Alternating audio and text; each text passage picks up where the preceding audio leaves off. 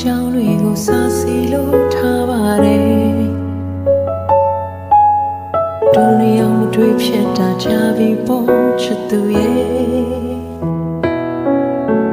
ရုပ်တရားသတရားလာရင်ဒီရင်ပတ်ချီခွဲပါတယ်ဖွင့်မပြောတော့ဘူးငို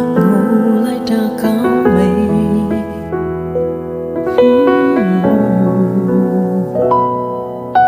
အဆုံးတလခွဲတာဟာတကယ်တော့ခါပါတယ်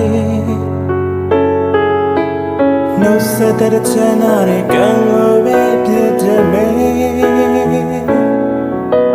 မေမို့လို့ထားနေမဆိုပါနဲ့ချစ်သူ